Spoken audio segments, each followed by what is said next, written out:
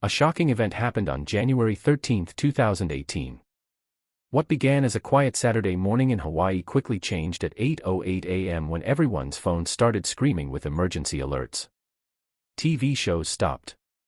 An urgent message from Hawaii Emergency Management Agency appeared on screens across the islands. The alert read, "Ballistic missile threat incoming to Hawaii. Seek immediate shelter." This is not a drill. The panic was instant. Phone lines to police and government offices crashed from desperate calls. People prepared for nuclear attack. Families called loved ones for final goodbyes, spending what they thought were their last moments together. My friend Jack was in Honolulu for business. He left his hotel early to walk along Waikiki Beach. His brother Rex called after the alarm, telling Jack to return to the hotel immediately. Jack just laughed and said, "Why? I might as well stay here." Military bases went into lockdown. But Hawaii wasn't in danger.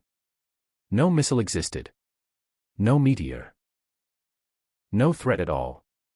It was just a huge mistake during a routine test of Hawaii's emergency alert system. With North Korea tensions high, people naturally thought World War III had started.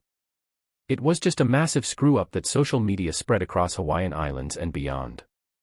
This kind of thing happened before, except the threat wasn't nuclear bombs. 80 years earlier on October 30, 1938, Halloween Eve, thousands tuned into evening radio programs. With Nazi Germany expanding and Japanese invasions in China, Americans worried about growing threats. So people took it seriously when Columbia Broadcasting System announced that America was being invaded. Soon they realized invaders weren't even from this planet. This is the story of War of the Worlds, the radio broadcast that terrified America.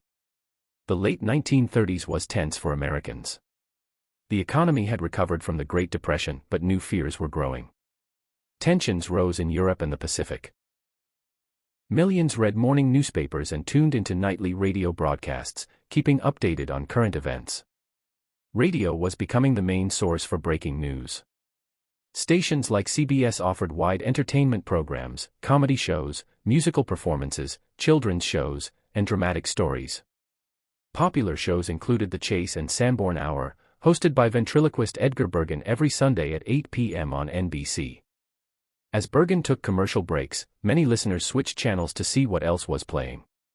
Many landed on CBS, where a live broadcast featured composer Ramon Rello and his big band orchestra from New York City's Hotel Park Plaza. On October 30, 1938, midway through the musical performance, CBS launched into breaking news updates. Professor Farrell of Mount Jennings Observatory reported observing explosions of blue gas on Mars' surface. The announcer described the phenomenon as a jet of blue flame shot from a gun moving towards Earth at high velocity. This first report caused no alarm. But soon the broadcast was interrupted again. CBS correspondent Carl Phillips was reporting live from Princeton Observatory, speaking with famous astronomer Professor Pearson about strange Mars explosions. Phillips asked about the distance between Earth and Mars. Pearson said Mars was about 40 million miles away. "Well, that seems safe enough distance," Phillips replied. The interview was cut off. Brief silence hung over airwaves before Phillips' voice returned.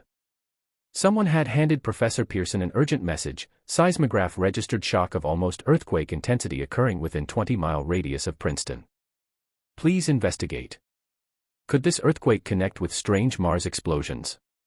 Professor Pearson thought it was likely just a meteor impact. Authorities in Trenton, New Jersey reported that a huge flaming object had crashed into a farmer's field near Grover's Mill. Correspondent Carl Phillips headed to the scene. By this point, everyone tuned into CBS was glued to their radios, waiting in suspense. When Phillips returned on air, his voice was shaken and difficult to hear above police sirens and excited crowds.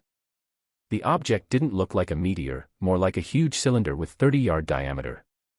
Strange humming and scraping sounds came from inside. Something was alive inside that cylinder and trying to get out. The exposed end began rotating like a screw. The top popped loose and fell into the crater. Phillips described what emerged: tentacles, eyes, a creature large as a bear with wet leather-like skin. 3 policemen cautiously advanced toward the pit. One waved a white flag attempting first contact with the alien visitor. But something terrible happened. A beam of light emerged from the object, then a jet of flame that struck the men head-on. They burst into flames. The whole field caught fire. Philip's transmission ended abruptly in chaos. The mood had shifted completely.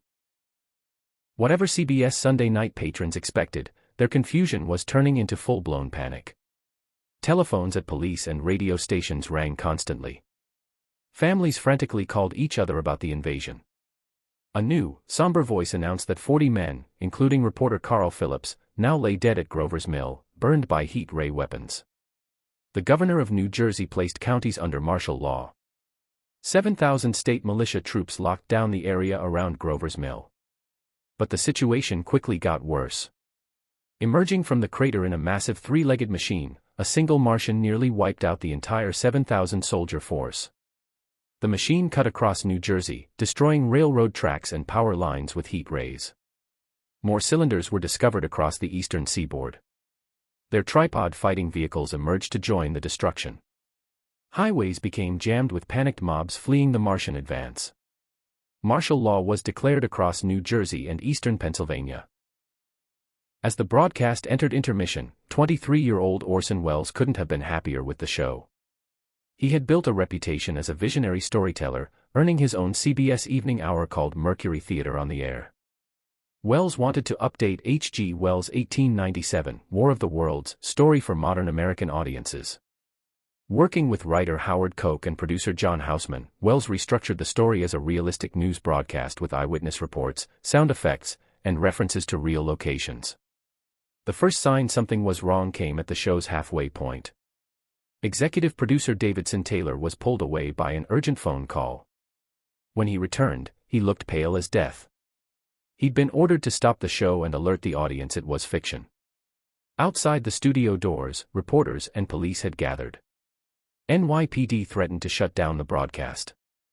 The second Welles signed off at 9:00 p.m., police burst through studio doors and locked the creative team in a back room. When morning came, Orson Welles was the most talked-about man in America. The New York Times captured the panic that spread across the country and into Canada. Police were overwhelmed with calls. Citizens reportedly fled homes, rioted in streets, and armed themselves trying to escape Martians. Many piled into churches to pray, believing it was the end of the world. People were said to have collapsed from heart attacks, with thousands admitted to hospitals in shock. Some were so terrified they took their own lives rather than face Martian death. Once panic died down, public fear turned to anger at Welles. People felt it was cruel to portray the story so realistically during wartime anxieties. Some complained to the Federal Communications Commission, demanding radio restrictions.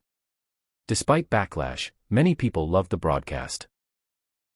They applauded Welles for visionary storytelling and opposed censoring radio. Singer Eddie Cantor called it a melodramatic masterpiece. The true scale of panic may have been exaggerated. While police and newspapers were swamped by calls, many reports of mass hysteria, riots, and deaths went unverified. Hospital records couldn't confirm casualty claims. Big newspapers may have deliberately fanned misinformation to sell papers and undermine radio journalism credibility. By the late 1930s, radio was becoming America's primary news source, taking advertising dollars from print media. The incident solidified Welles' reputation as a master storyteller. Soon after, Hollywood's RKO Pictures signed him, where he would create Citizen Kane, in 1941, considered one of the greatest films ever made. The War of the Worlds broadcast would shadow Welles throughout his career. In a 1958 interview, reflecting on the broadcast's impact, Welles recalled learning about Pearl Harbor. This very serious news was never believed. Not for hours by anybody in America because they all said, well, there he goes again. Both the Hawaii false missile alert and the War of the Worlds broadcast show how quickly panic spreads when people believe they face immediate danger. These events remind us to stay calm, verify information, and remember that not everything we hear, even from official sources, is always accurate. In our age of instant communication and social media, false information spreads faster than ever. The War of the Worlds broadcast remains one of radio's most famous moments, demonstrating the power of storytelling and media to influence public emotion. Both incidents serve as important lessons about crisis communication, media responsibility, and human tendency to panic when facing perceived threats.